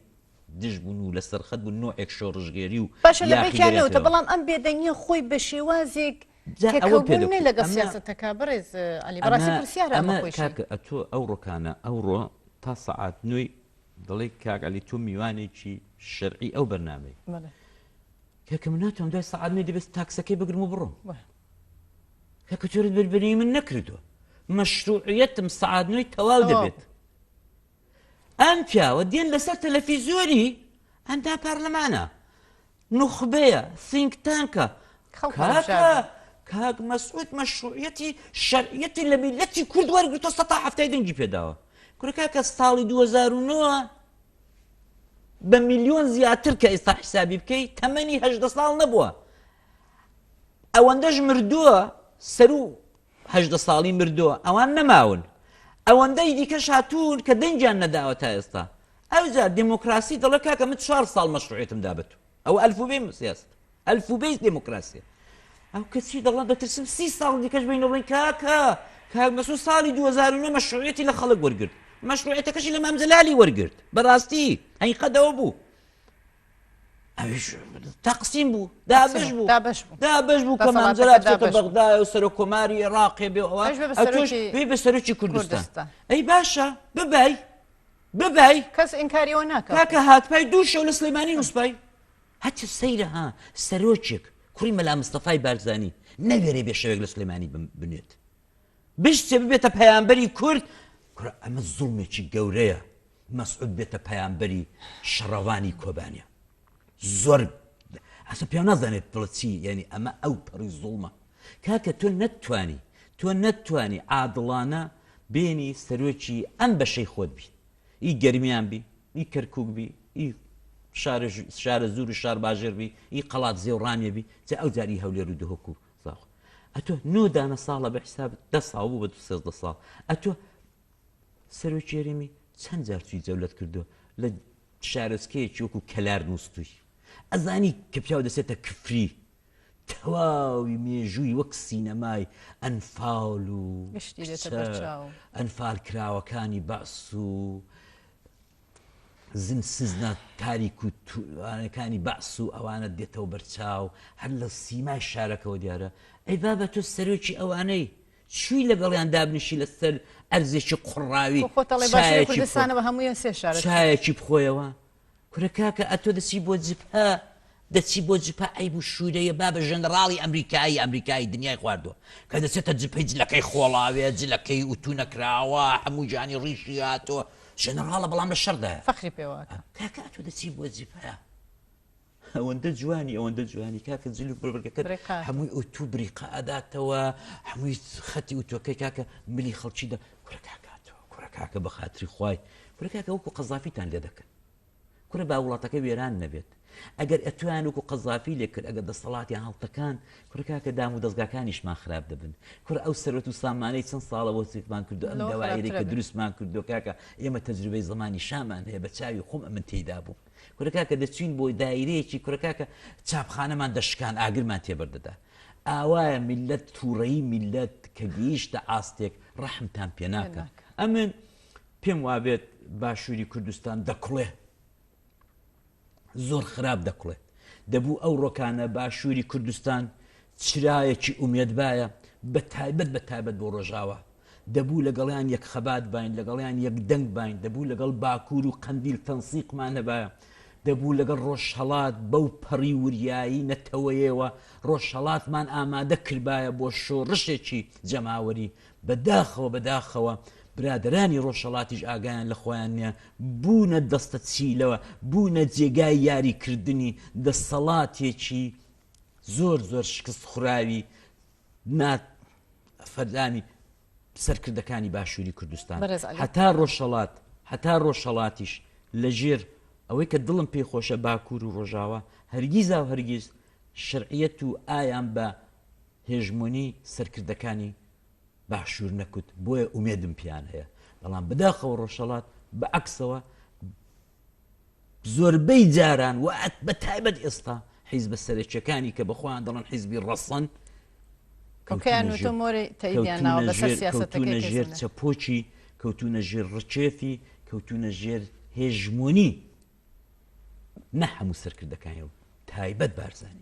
باشە بەڕێز عەلی پرسیارێک لێرە هەیە باسان لە نقطە ئومیدێک و نورێک کرد ئێمە دیمان لە ماوەیەکە یەکێتی گۆڕان یەکیان گردو بەڵام مەسعود بارزانی و بەرحەڵ لە ڕێی تریبوونەکان و میدیاکان و عەلەنی هاتن دژی ئەوەش دەرکەوتن ئەم هەموو دژایەتیە لە هەمبەر بە کورد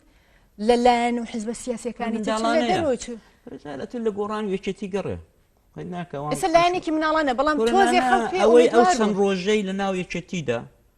باڵێک لەگەڵ باڵێکی دیکە ناکۆچی هەیە پێمان ناخۆش وەرن کاکە بەڵکو بگرنەوە ئەوەی کە دڵسۆز بۆ قسەی کردو ئەوانە تۆ بزانە کاکە ئەتۆ لە هەولێرەوە دوو تەلەڤیزیۆنی گەورە دەنگ داوە بە ئاخر دەنگ دیفاع لە باڵێکی دەکەی ئەی کاکە ئەتۆ چۆن سەرۆکی وڵاتێکی کە دەتهەوێت نیفاق بخێ ناو ڕێزەکانت بخێ ناو هاوپەیمانی خۆت چونکە ئێستاش دەڵێن یەکێتی شەریکمانە بەڵام ئەوەی کە ئێمە دیتمان و بەڕاستی ئەمێن ئەلێرەوە بەو باڵی دەڵێم کە تەلەڤیزیۆنەکانی بارزانی دیفاعیان لێ دەکا و بە بەژن و باڵیان هەڵدەڵێ ئەم بەژن و باڵایە بە زەرەریان تاوا دەبێت با ئەوان تاریفێت نەکەن باشە ئەگەر تۆ حەقیشت بەدەست بێت لە مەقابل باڵەکەی دیکەدا مادام ماڵە بارزانی دیفاعیان لێ دەکەن میلەت لە پێشچاویان دەکەوێت ئەگەر حەقانیەتیشت هەبێت حەقانیەتەکە دادەپۆشتێت چونکە ناحەقێک دیفاعیان لێ دەکات نەدەبوو ئەم دوو باڵە یەکێتی هەرگیزا و هەرگیز ئیجازەیان دابایە چونکە ئەوان تەجروبەی مێژوویان هەیە لە شەستەکانەوە لە جەلالی و مەلایەوە تەجروبەیان هەیە کە ئەوان خەونی خێر بە باڵی یەکێتی و ناوچەی سەوزەوە نابینن نەدەبوو هەرگیز ئیجازەیان دابایەکە شتێکی وا هەولێر یا بنەماڵەی بارزانی تەداخل بکات لە کێشەی بینی دوو باڵەکە یەکێتیدا بۆیە من زۆر نیگەران بوو وەختێکی دیتم کە دوو تەلەڤیزیۆن هەموو بەرنامەکانی خۆیان داخستۆ دەیکوتن و دیفاعێکی زۆر منەظەم دیفاعێکی سەرڕاست بەبێ شاردنەوە لە باڵێکی تایبەتی ئەو دوو باڵە دەکەن ئەمە دەرکەوت کە ڕوخساری ئەو بنەماڵەیە چەند نیەتی خراپە چەند نیەتی پیسە کە دەیهەوێت بە دوای یەکدا نیفاق بێتە هەموو ڕێزەکانی کورد بۆیە دەبێت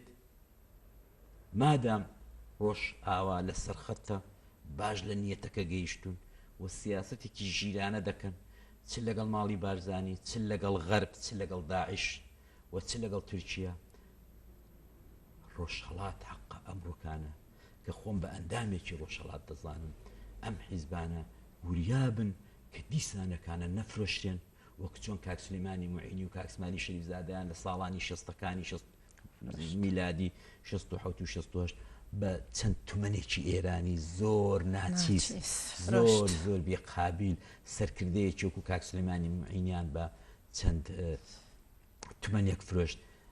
ئەمڕۆکانش پێیان دەڵێم پێتان دەڵێم بەڕاستی چەندین جاری لە تەلەڤیزیۆنەکانی ناوخۆی باشوور پێم گوتون ئەم ڕێگایە هەڵەیە کە ئێوە پسنە ژێر هێژمۆنی حیزبێکی وەکو حیزبی قازی محەممەد کە خۆی بە وارسی قازی محەممەد دەزانێت ئێستاش کوردوشن جاران یەک حیزب بوو ئێستا کوونە زیادی کردو بۆتە دوو یا بەشێک لە کۆمەڵەکان دیارە مۆقفی برادرانی کۆمەڵەی حیزبی کۆمۆنیست من زۆر پێم خۆشەکە ئاوا دێن زۆر بە سەراحەتەوە دیفاع لە حەق دەکەن دیفاع لە ڕۆژاوا دەکەن دیفاع لە شڕەبانە ژنە و پیاوەکانی کۆبانێ دەکەن ئەوە تا ڕادەیەک جگای ئومێدە بەڵام ئەوانی دیکە حەقا ئیتر وەبیر ڕابردووی خۆیان بکەونەوە کە ئەوان تەجروبەیەکی باشیان نیت تەجربەیەکی باشیان نییە لەگەڵ سەرکردەی شۆڕشی ئەیلول لەگەڵ دوای شۆڕشی ئەیلول لەگەڵ شۆڕشی بە قەولی خۆیان گوڵان کە یەکەم ئەمن بۆ خۆم شایدی زیندوو مژالەخان کە یەکەم چالاکی شۆڕشی گوڵان کە دێنە سەر تەلەڤیزیۆنی بێزم هەڵدەستی ئەم ڕۆشنبیر و سینگ تانک و شتانە باسی شۆڕشی گوڵان و مڵان وشتی ئاوا دەکەن یەکەم چالاکیان کارە ساتێک بوو کە سەدان پێشمەرگەی باشوور کە دووبارە دوای ئەو ئاش بەتاڵە دوای ئەو شکستە گەورەیە هاتبوونەوە دووبارە شۆڕش دەست پێ بکەنەوە هەموویان قەلاتچۆ کرد هەموویان کوشت کارە ساتی حەکاریان قەومان ئەوە یەکەم چالاکی پاشماوەکانی دوای مەلا مستەفای بوو کە چوو لە تاران خۆی تەسلیمی شای کرد شای ئێرانی کرد کوتی من سەربازی تۆم کوتی هەرچی شا بفەرمی ئەمە هەر ئەوە دەکەین هیچ لەوە زیاتر ناکەین دوایوی کوڕەکانی هاتن شتێکیان دروست کرد بە نێوی قیادەمەوە قەتە لەگەڵ سامی عەبدوڕەحمان و کۆمەڵێکی دیکە لەو سەرکردانە یەکەم چالاکیان کارە ساتی حەکاری بوو کە بەداخەوە چەندین سەرکردەی گەورەی شۆڕشەکانی پێشووی کوردستانی باشووری کوردستانیان هەمووی ئەعدام کرد هەمووی لەسەر هەڵدێر و مەڵدێران خۆیان فرەدا خوارێ بەشی زۆری خۆی تەسلیم کردەوە ڕۆی تا ڕۆ هەر شۆڕشی لە پێشچاکەوت ئەمە یەکەم چالاکیان بوو دووەم چالاکی کە ئێمە کەوتینە سەر ڕووخانی شای ڕێژیم گۆڕدرا لە ئێرانە و پێشمەرگایەتی لە ڕۆژهەڵاتی کوردستان دروست بوو حیزبی دموکرات گەڕاوە کۆمەڵە دروست بوو حیزبەکانی دیکە دروست بوون و خومینی فەرمانی جیهادی و جینۆسایدکردنی ڕۆژهەڵاتی کوردستانیدا ئێمە ڕوومان دەشاخ کرد من خۆمەوە شاهیدی زیندوم هەر کەس دێ بابە تەحەدای دەکەم پێ بڵە بڵەوانێت یەکەمین ڕوبەڕووبوونەوەی کوردی ڕۆژهەڵات پێشوەی کە پاسدار فرچک بگرێ پێشوەی کە پاسدار پێ بگرێ بتوانێت فەنگ بەدەستەوە بگرێ و فێر بێت یەکەم هێز کە بەرەو ڕووی پێشمەرگەی ڕۆژهەڵات بۆەوە چەکدارانی قیادەمەوە قەتە بوون من بۆ خۆم بە چاوی خۆم لە بیرمە چوو بووین دیفاع لە جادەی خانە سەردەشتێ بکەین کە دانەویست بیگرنەوە شاری شنومان بەدەستەوە بوو دانەویست شنو بگرنەوە یەکەم ڕوبەڕووی دەستەنگەرداکە ئێمە ڕوبەڕوویان بووینەوە جامانەی سوور بوون کە من ڕحورمەتم هەیە بۆ جامانەی سوور چکە جامانەی سوور شتێکی ڕەمزێ و زۆر میلەتانە هیچ دژمنایەتی منێ لەگەڵی بەڵام چەکدارەکانی ماڵی بارزانی بوون کە لە شنۆ و لە زێوە و لە دزڵی مەریوانێ ڕوبەڕووی پێشمەرگەی دموکرات و کۆمەڵە بوونەوە ئەوە دموکرات ماوە ئەوە کۆمەڵەژ ماوە کتێبەکەی دوکتور قاسملوو سەرکردەکانی حیزبی دموکرات ماون کە چۆن باسی خیانەتەکانی قیادەمەوە قەتە دەکەن کتێبە هەیە ئێستا کونیە لەسەر هەموو سایتەکاندا هەیە کاکە تۆ ئەمڕۆکانە چۆن دەسی ژێر هێژمۆنی ئەو پاشماوەیە کاکە تۆ ڕۆژهەڵات گەورە شاری وەکو کرماشان و سنە و مەهاباد و سەقزت هەیە ئەتۆ بۆ ناچی لەسەر هێز و توانای خۆت حیساب بکەیت ئەتۆ چ پێویستی بەوەیە لە ژێر هێژمۆنی کابرایەکی وەکو مەسعود بارزانی بیکار نازانێت کۆماری مەهاباد چیە ئەتۆ چۆن ئەتۆ واریسی کۆمار و قازی محەممەدی ئیزازە بە خۆت دەدەی بچی وەکو حیزبی دموکرات نەفەری کەلیمەی چهارم و پێنجم لە یادی پێشەوە قازی محەممەددا لە هەولێر ئیزازە وەربگری لە لە سەرکردەکانی پارتی دموکرات کە تۆ بتوانی وەکو واریسی قازی محەممەدی قسەیەکتە بێ کاکە جێگای شەرمە بۆ ئێوە زۆر جێگای شەرمە بۆ ئێوە ئەمە چۆن شتی ئاوا دەبێت یا مەسەن تۆ فەسادت بەو حەدەی گەیشتووە ئێستا نەبووی بەدەسەڵات فەسادت بەو حەدە گەیشتووە کە ئەتۆ دێی بە فیتی تورکیا و بە فیتی سعودیەوە کاکە ژالە خان ئێمە لە ناوچەکەدا هەموو پێکەوە جیرانی ئەمە نازانم بەرتەری ئێمە 37 ساڵە ئاوارەی دەستی ئیسلامی شیعی ئێرانم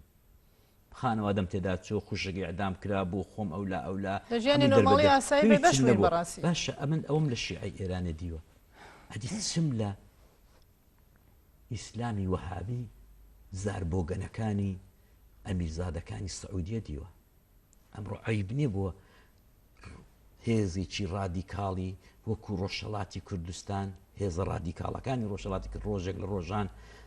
پێشەواکەتان دکتور قاسملوو هاواری سوسیال دموکراسی دەکرد هاواری سوسیالیزمی دەکرد وڵات بەرەو وڵاتێکی لە پەیڕۆ پرۆگرامەکەتاندا هەیە ئەو ڕۆکانە بە ئیفتخارەوە ڕسمەکانی لەسەر فەیسبوک دادەنێن کە ڕۆژنامە نووسێکی ئێمە یا کادرێکی باڵای ئێمە سۆتە خزمەت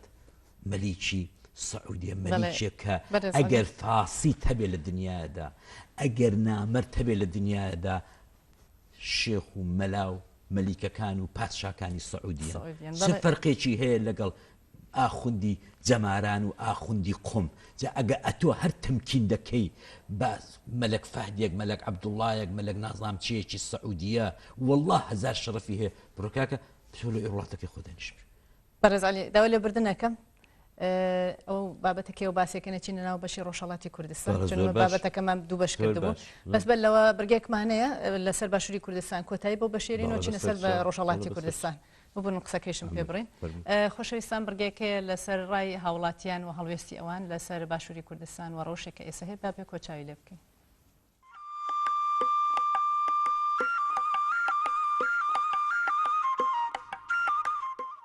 بۆ وەزع سیاسی و باردۆخە سیاسی کە هەیە لە کوردستانەوە دروست کراوە و دەستیان بریوەتە قۆرتی خەڵکی و ژیانی خەڵکیان پەخستووە ئەمانە بە ئەنقەس لە پێناوی پلە و پۆستا ئەم وەزعیان دروست کردووە بەس لە پێناوی کورسەکەی خۆیان مانەوەی خۆیان و بەرژەوەدی تازی خۆیان مە بەردەوامە بین لە ناڕازیەکان ڕۆژانی دواتریش کۆڵ نادەین لەم ناڕازیە شتێک نییە لەلای ئێمە بێدەنگ بوون. ئەمەش شتێکە کە قەیرانێکی دروست کراوە ئەوەی کە بڵێ قەیران بوونی نییە لەم کورسانە بەڵام سیاسیەکان بەداخەوە ئەم سیاستە پەیڕەوەکەن بۆ برسیکردنی خەڵک بۆ ئەوەی کە خەڵک نەیپەرژێتەوە هەواڵ و بە دۆدەچم کات بۆ کورسی دەسەڵاتیان بۆ ئەو داهاتی کە لە ناخۆ لە دەرەوە هەیە سەبارەت بە نەوتۆمانە ئەمە سیاستی برسیکردنی ئەو سیاسانەیە کە پەیڕەوەکەن بەداخەوە 2016 بەڕای من 2016 دەبێتە ساڵێک کە دەبێتە ساڵی نەهامەتی کورد چونکە 2015 هەتا حدێک خەڵکەکە توانای خۆڕاگررتنی هەبوو ئەو بڵین تا عدێک پارە و پولی پێما بوو کە بتوانێت پێبژە بە 2016 دەبێت ئەو ساڵێک کە خەڵک ئیفلاس دەنی لە هەموو ڕێکەوە چونکە خەڵک گەنج پێویستی بە هەلی کار هەیە گەنج خوێندن تەواو دەکا نازانێت چی بکە خەڵک گەنج خوێندن تەواو دەکا شوێن نێتیدا تەعین بێ بژێوی ژانی پێدابین کە ئیش نییە کار نییە خەڵک کرێکاری دەکا بە کرێکاریەکەی خۆی لە وڵاتەکەیدا شکرە بەڵام کرێکاریەکە نەماوە خەڵک بیکە مەزبورە ڕوو لە دەرەوەی سەری خۆی هەڵگیر ڕوو لە دەرەوەی وڵاتکە هەر بۆیە ئێستا داوا دەکەین بێویژدانیە سەرکردەکان بێویژدانن حیزبەکان بێویژدانی چیدی خەڵکەکە ماڵوێران مەکەن چیدی هەستی نەتەوەی نیشتیمانی و ئاڵاپەرستی و بارەگا پەرستی و سەیتەرە پەرستی و سەرکردە پەرستی بەلای من هەمووی هیچە کە ژیانیشی ئینسان دۆستی بۆ هەر هەموو تاشێکی ئەو میلەتە دابین نەکرێت. معقول نییە من خێزانێتە لام ئەڵێ خوانی ئەمڕۆم نییە ینی خوانی نیوەڕۆم نییە ینی باشە چی بکە لەو مناڵانە ینی چۆن قەنەعەتیان پێ بکە جارێ دوو جار قەرز دەفتەری هەموو سۆپەرمارکێتەکان پڕ بووە لە قەرز قەرزی نادەنێ شەرمەکە لە قەرز ئەمانە هەموو کێشەی خێزانی دروست کردووە تەنانەت جیاببوونەوەی خێزانی کاریگەری کردو سەر دەروونەکان تەماشاکی خەڵکی ینی کە ئەچێ بەڕێگەدا ئاگای لە خۆی نییە خەڵکی دەرونی تێکچووە ئێستا بەبێ مبالەغاگە بچی سەردانی دکتۆرە دەرونیەکان کە ڕێژەی نەخۆشی دەرونی زیادی کردووە لەگەڵ قەلەقی دەرونیشە نەخۆشەکانی تریش هەموو دکتۆرەکان وانی پزیشکیان خوێندوە دەزانن هەموو نەخۆشەکانی تریش سەر هەڵدەدەن یانی نەخۆشی واسەری هەڵداوە ئێستا باوەڕم پێ بکە بوونی نەبووە و بوونیشی نییە یانی دکتۆرەکان خۆیان سەرسامن لەم نەخۆشیە لە ئەنجامی توێت دڵنییا بەلەوە ینی لە ئیطمئنان نەبوونی ئارامی دەروونەکانەوە کێشە دروزە بێ ئەم بارش ئەم وەزع بەردەوام بێ بە حەقەت ینی شتی زیاتریش تەمەناکەی نەبێ بەڵام شتی زۆر زیاتر دروسە بێت هەوان لەوانە لە حیماونە لە سایران کەمی نەکردووە بۆیە من خۆم بۆ خۆم قەناعەتم بە قەیران نییە لە خۆشگوزارانەکانی خۆیان هیچ کەمی نەکردووە من خۆم بۆ خۆم پێم وایە بەعدێکی سیاسی هەیە ئەم شتە بەڵام ئەم میلەتە دەمبەست کراوە هەر یەکێکی سەر بەلایەنێکە شوێنەکە امتیازاتێکی دراوەتە لەبەر امتیازاتەکە ناوێرێ ئەجینا بەڕاستی ئەمە هیچ نەحاڵی پێوترێ نەگوزەرانی پێوترێ و دڵنیاشم دوایی هەمومانۆک و پاپەڕەکەوایە پێکەوە غەرقەبی ئەم ناڕەزایەتیانە ئەم مانگرتنانە هیچ سوودێکی نابێت زۆر بەداخەوە ئێمە حکوومەتێکمان هەڵبژارد ئێمە دەسەڵاتێکمان هەڵبژاردووە تەنها بە کوتەک ئەبێ بێتەوە بە هۆش خۆیە وەکو چۆن ئەڵێن شەرعی ماردارە دیارە ئەوانەیان ئەوێ کە میلەت لێیان ڕاپەڕێت و ڕایان مەڵێت کۆمەڵێ شت هەیە بۆتە هۆکاری ئەوەی کە گەل تەقیە یان شەرم بکە لە دەسەڵاتێکە کە بە خوێنی خۆی بنیاتی ناوە ئێستا بیڕوخێنێ گەلی کورد بە چواردەور ئێمە دوژمن دەوردراوین ئەوانن کە هۆکارن شەرمەکەن یان تەقیەکەن لە ڕووخاتی دەسەڵاتەکەی خۆیان ئەگینە تا سەر ئەم بێدادی و دزی و گەندەڵی و فەسادەیان بەردەوام بێت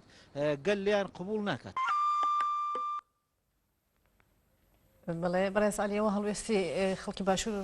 کوردستانە بەڕاستیتە پێم وابێ پێویستیان بە ڕۆشنبیر نەبێت چون خەڵکەکە ئاسی هۆشیارەکەیان گەیشتە لە من ئاشنام لەگەڵەوانە یعنی ڕۆژانە لە سلەیمانی و لە گەرمیان و لە شارە زۆر ئەمە جۆم لەو شتانە دەبێت خەڵک گەشتۆتە ئێسقانی بەڕاستی بەڵام خەڵک وەختێک شوانێک نەبوو وەختێک ئۆپۆزیسیۆنێک نەبوو ئۆپۆزیسیۆنێکی دروست و حسابی دروست بوو لە 2009 بەداخۆ بەدەستی خۆمان تێکماندا ئۆپۆزیسیۆن نەما بەڵام ئێستا دەبێت سەرکردەی تازە بێتە مەیدان سەرکردەی تازە دروست بێت دەنا بەبێ سەرکردە بەبێ بەرنامە بەبێ پیلە پلان ئەم میلەتە ڕاست دەکا و میلەتە وریە میلەتە دەبینێت یعنی ئەو میلەتە درۆ لەگەڵ خۆی ناکات دەزانێت کە تاڵانی دەکات دەزانن کە ئەوە تا خوراوە دەزانێت گوزەران نییە دەزانێت کە منداڵی لەو پەڕی نەعەدالەتیدایە کڕۆکاکە خۆ برسێتی تەحمل دەکرێت نەعەدالەتی تەحمل ناکرێت نەعەدالەتیەکە لە کوردستان بە حەدێکە ئەوەندە عوریانە ئەوەندە ڕووتە ئەوەندە ئاشکرایە کە هەموو کەس دەیبینێت ئەخر ناکرێت کاکە ئەتۆ لە ئەو پەڕی قەسر و کۆشک و تەلار و وڵاتانی دالاس و نیویۆرک و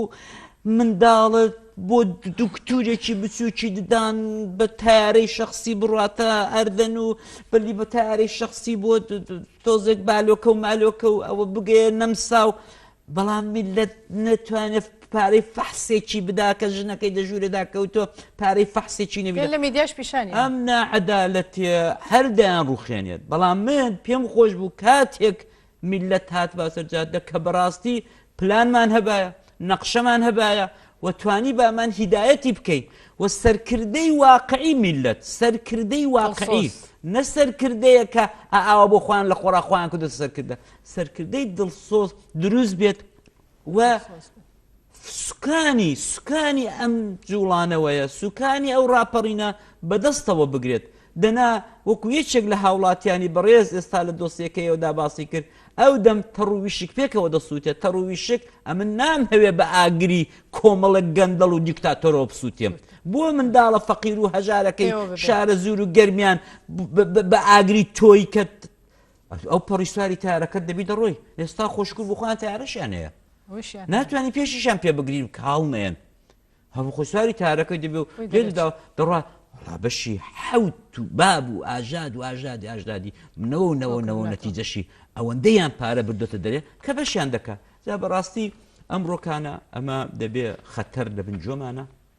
لەو وەزعیدا و یەک شت کە بەڕاستی دەبێ ئێمە میلەت سرنجی بداتێ ئەویش ئەوەیە کە میلەتیان بە قەیران ڕاگرتو شەڕی داعیش دەستمان تێدا بوو شەڕی داعیش پێمان خۆشی ئیدامەی هەبێت شەڕی داعیش بۆتە وەرەقێکی درێژکردنەوەی ژیانی ئەم دیکتاتۆرانە بۆیە دەبێ ئێمە هەرچی زووتر مەعاولە بکەین شەڕی داعیش لە کوردستان نەمێنێت بۆ ئەوەی کە ئەوانە چی دیکە سیر و نان و پیازی پێوە نەخۆن ئەوانە چی دیکە ئەمن لەوە دەترسێم شەڕی داعیشیش تەوا بێت ئەمانە بە ئانقەست بە دەست بێن قەیرانێکی دیکە بۆ میلەتی کورد دروست کرد ینی هەموو قەیرانەکە لە کوردستان دروست کراوە تەبیعی قەیرانە کە تۆ دڵی کاکە بێدەنگ بە انتخاباتی چی هەڵبژاردننی چی ئەوەنە ئەو جارەکانە ئەو مەسەلەیە بە هیچ شێوەیەک ئەسڵ و ئەساسینیت ئەوە دەشی بینی ئەمە خەون و خەیاڵی کابرایەکە کە بەڕاستی بەو شێوەیە دەیهەوێ حکومڕانی خۆی بەسەر خەڵکدا درێژە پێ بدات بەبێ هیچ بناغەیەک هەموو ڕۆژێ بەیانان هەڵدەستێ خەونێکی چاک دەبینێت ئەم داوای سەر بەخۆی دەکەم بڕووبیکە چی پێشی پێگوتی ئەم ڕێفراندۆم داوا دەکەم ڕێفراندۆم من بچ کاکە کەس هەیە لە میلەتی کورد ئەخ با قسەی خراپ نەکەین کەس هەیە کورد بێ و دژی سەر بەخۆی کورد بێت کاکە نییە هەموو کوردێک لە قەدیم ئارەزوومانەوەیە کە شناسنامەیەکی هەویەتی ناسنامەیەکی کوردیمان دەچیرفاندابێت کاکە ئەتۆ بە من مەڵێ ئەتۆ هەمان ئاغای لە نەوەدوویەکی دەتکوت نابێت ئێمە داوای خود مختاریمان کردە داوای ئۆتۆنۆمی دەکەین فیدراڵیمان ناوێت ئەمە چۆن ئەمە عێراقین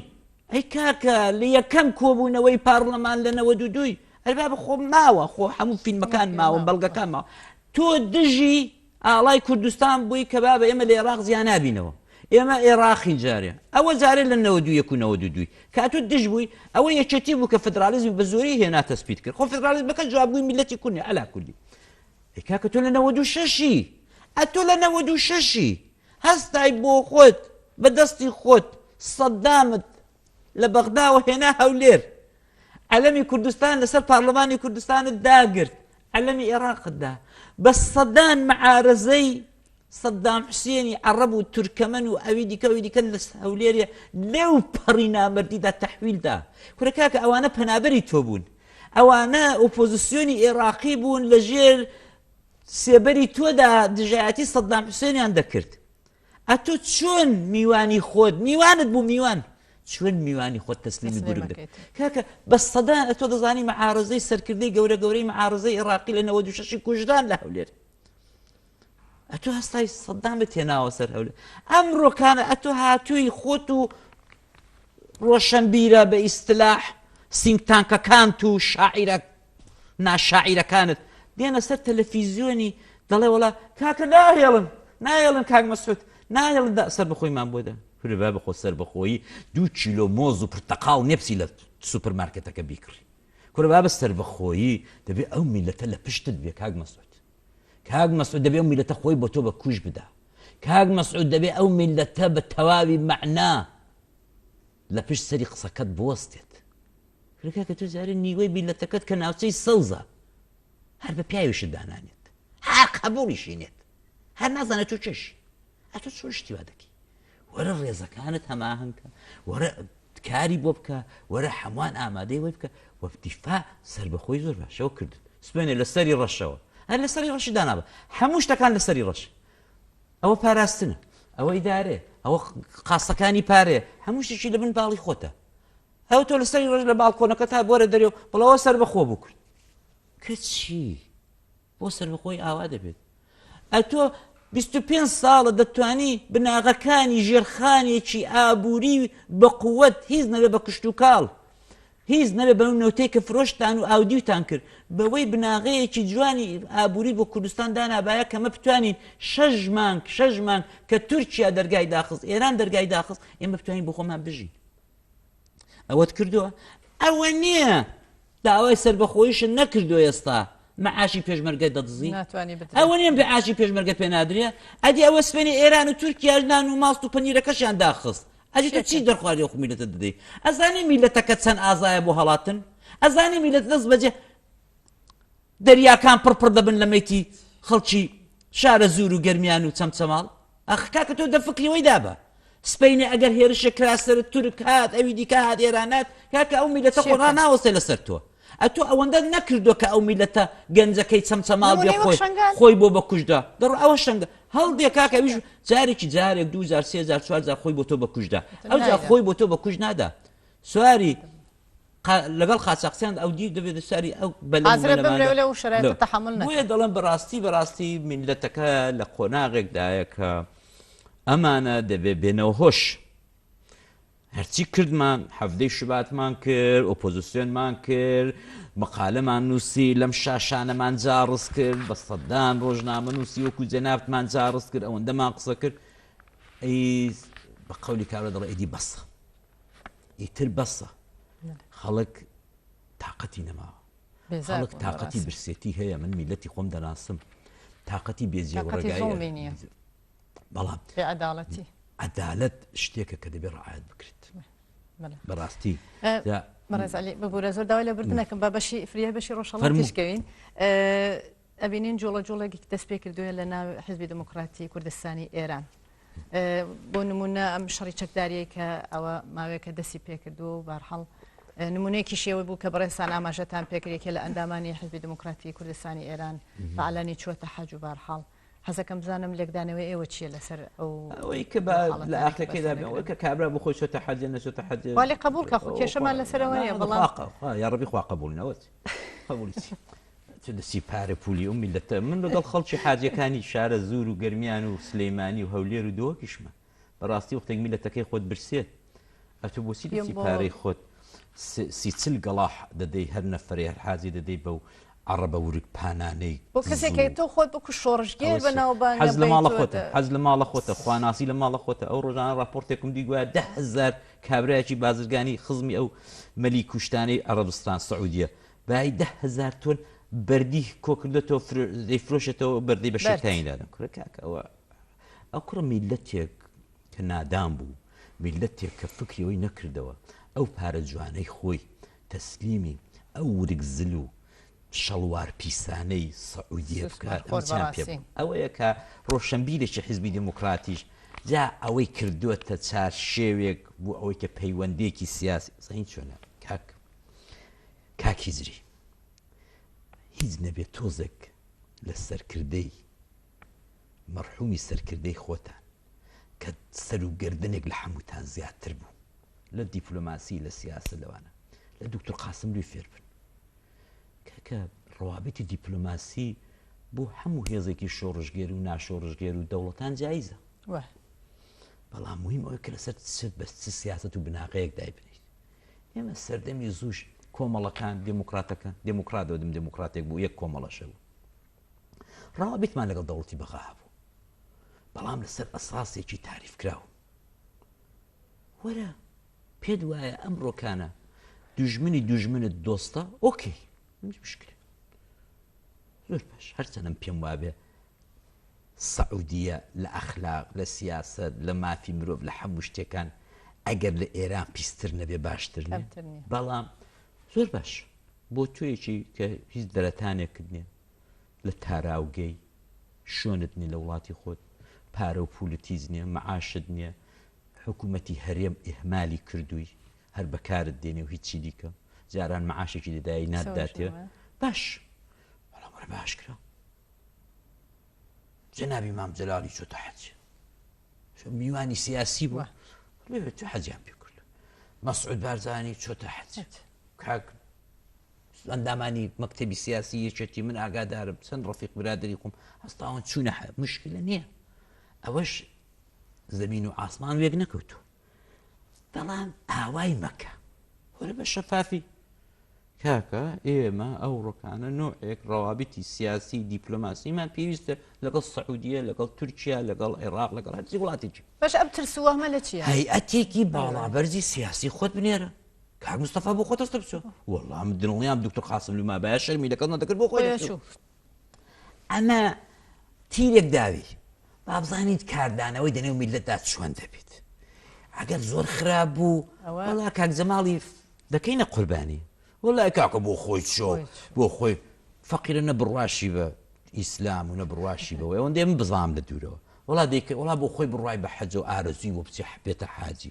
ئاوا پەردەپۆشی دەکەیت ئەگەری ژەڵام میلەتیان ئافرین دەستخۆش و بە دژی مەلایان دەبڕۆن و پێشکەونەوە و سعودیەش تۆزێک بە خێراتنەکەی چەور بوو باش بوو شتێکی ناردەوە بە برادەرەیدا ئەو دەم دەڵێن وڵا زۆر باش ئەمە نابێ کاک تۆم حیزبێکی گەورەی بە قەولی خۆت پاش وارسی حیزبی پێشەوە قازی محەممەدی لەگەڵ میلەتەکەت یەک ڕنگ بە سیاست دڵنیا بکە چۆن سیاست دەکەی شەرمێ مەکە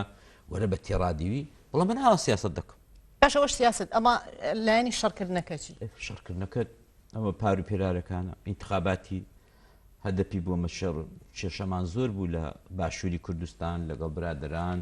لەگەڵ کاک حەسەنی شەرەفی وانە لە دیبەتی و شتیوادا ئەمە زۆرم حەولدا بەش بە حاڵی خۆم کە کاکە ئەو شەڕە مەکەن دەو ڕۆژەیدا ئێوە 17 پێشمەرگە دەنێرنەوە ئەوەڵم جارە با پێت خەباتی چەکداری دەستپێکردن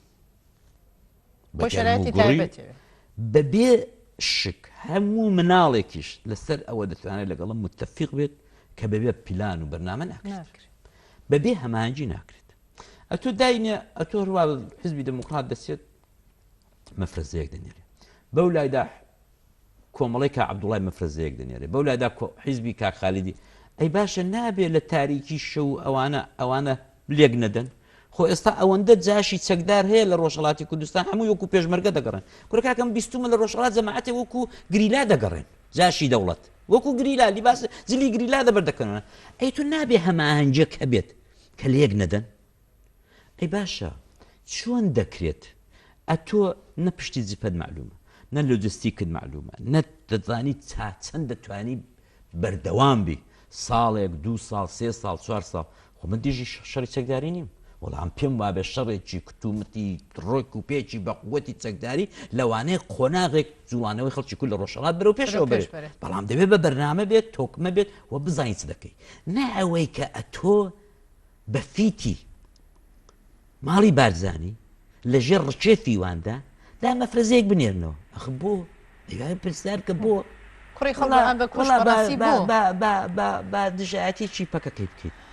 ڕاست بینێرە بۆ ناو لوتیوانیش بۆ منتەقەی میدیا کورکاکە ڕۆژانەی ڤیددیۆیەک بڵاو بۆتەوە شەرمە پیاوە شەرم دەکات شەرم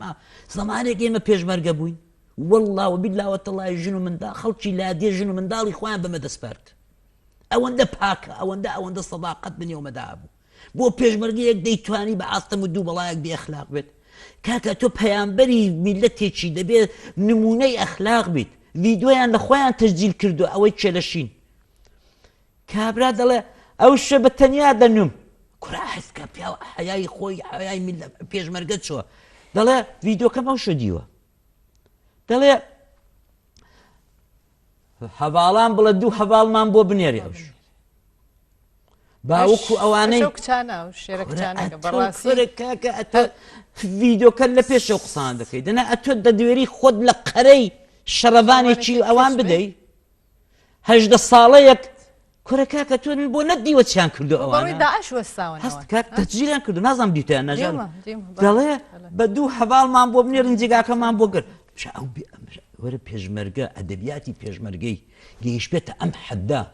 کاک مستەفا هیزری ئەی بە پێشمەرگەی تۆ ئەوە ئەدەبیاتی بێت